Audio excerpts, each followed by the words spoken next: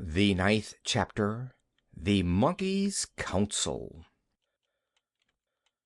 Chee-Chee stood outside the doctor's door, keeping everybody away till he woke up. Then John Dolittle told the monkeys that he must now go back to Puddleby. They were very surprised at this, for they had thought that he was going to stay with them forever, and that night all the monkeys got together in the jungle to talk it over. And the chief chimpanzee rose up and said, "Why is it the good man is going away? Is he not happy here with us?" But none of them could answer him. Then the grand gorilla got up and said, "I think we all should go to him and ask him to stay. Perhaps if we make him a new house and a bigger bed, and promise him plenty of monkey servants to work for him and to make life pleasant for him, perhaps then he will not wish to go." Then Chee-Chee got up, and all the others whispered, "Shh! Look! Chee-Chee, the great traveler, is about to speak." And Chee-Chee said to the other monkeys, "My friends, I am afraid it is useless to ask the doctor to stay. He owes money in Puddleby, and he says he must go back and pay it." And the monkeys asked him, "What is money?" Then Chee-Chee told them that in the land of the white men you could get nothing without money. You could do nothing without money, that it was almost impossible to live without money. And some of them asked, "But can you not even eat and drink without paying?"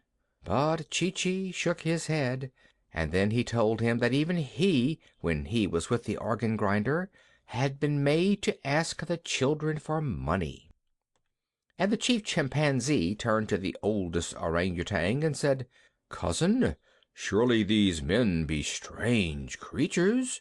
Who would wish to live in such a land? My gracious, how paltry!" Then Chee-Chee said, "When we were coming to you, we had no boat to cross the sea in, and no money to buy food to eat on our journey. So a man lent us some biscuits, and we said we would pay him when we came back. And we borrowed a boat from a sailor, but it was broken on the rocks when we reached the shores of Africa.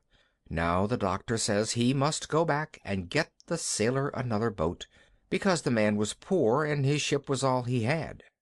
And the monkeys were all silent for a while, sitting quite still upon the ground and thinking hard. At last the biggest baboon got up and said, "I do not think we ought to let this good man leave our land till we have given him a fine present to take with him, so that he may know we are grateful for all that he has done for us." And a little tiny red monkey, who was sitting up in a tree, shouted down, "I think that too." And then they all cried out, making a great noise, "Yes, yes! Let us give him the finest present a white man ever had." Now they began to wonder and ask one another what would be the best thing to give him.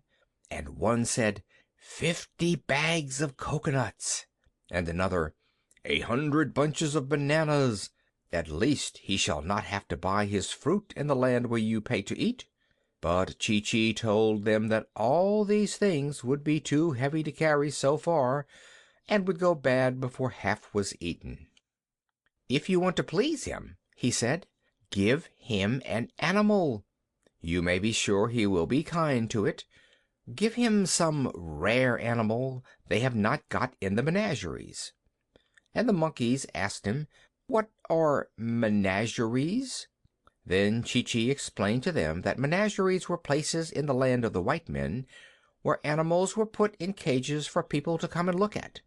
And the monkeys were very shocked, and said to one another, "These men are like thoughtless young ones, stupid and easily amused.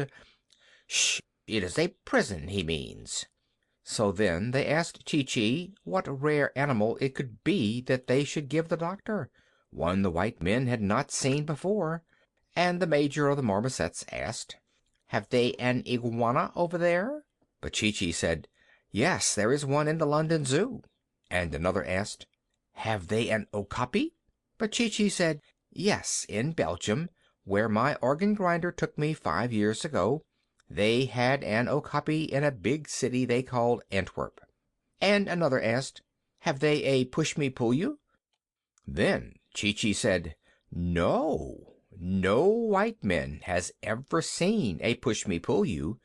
Let us give him that." End of chapter 9.